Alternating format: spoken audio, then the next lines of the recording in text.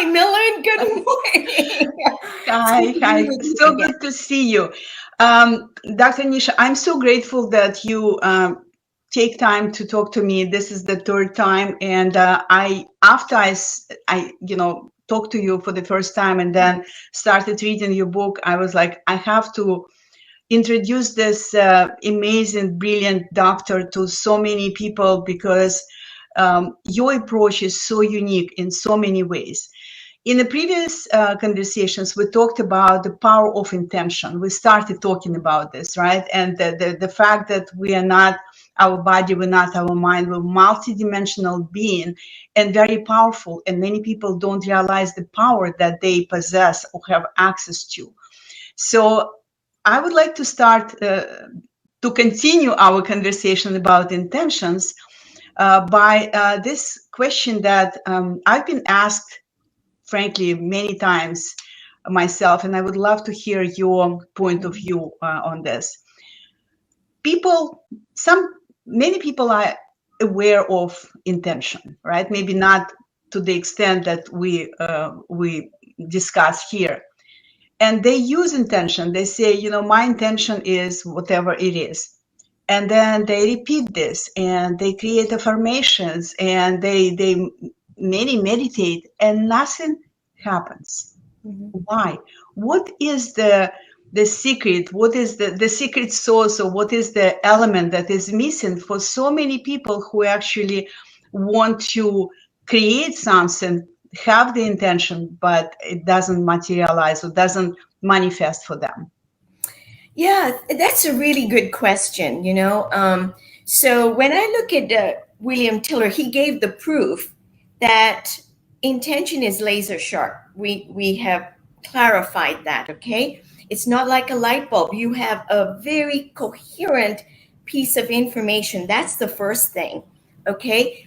And then the other thing, and this that I have done over and over again, is, as you said, write it out, okay? Because you can hold an imaginary wish. When you write it out, a different emotion comes into play. Tiller was very insistent on that. Please write it out. But here's the thing. So here's a physicist, scientist, showing that his intention can change a material aspect. Where's the energy coming from? How did it affect water in this case to change pH? And we're not talking about a little random noise. We're talking a huge signal. So that's what you're asking. How come he did it? How come I'm not showing that same thing?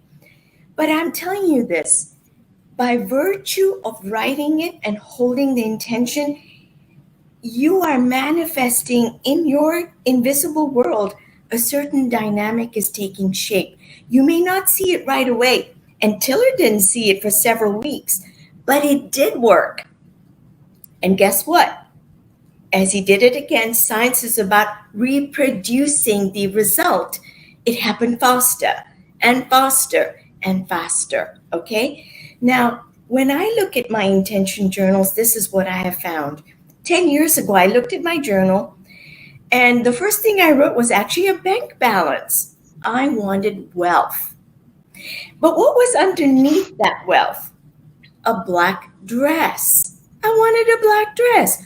What was the black dress representing? For me, Millen, it represented a sense of confidence, but what was underlying the confidence? And it came to me, two things. First, I'm Indian. I'm a woman. And in my culture, let's put it out there, okay? A woman is a drain on wealth. Girls, when they're born into an Indian family, there's no celebration. It is, ooh. I remember I had one Indian friend, and she said, my husband kind of casually said that woman is like having a luggage without the handle. I was like, what? So there you are. I was invisible in my own family, okay, as a girl. There was no expectation, you're invisible. The black dress did something. What did it do? It brought up butterflies. When you write an intention that has great emotional meaning for you, I can promise you it will happen.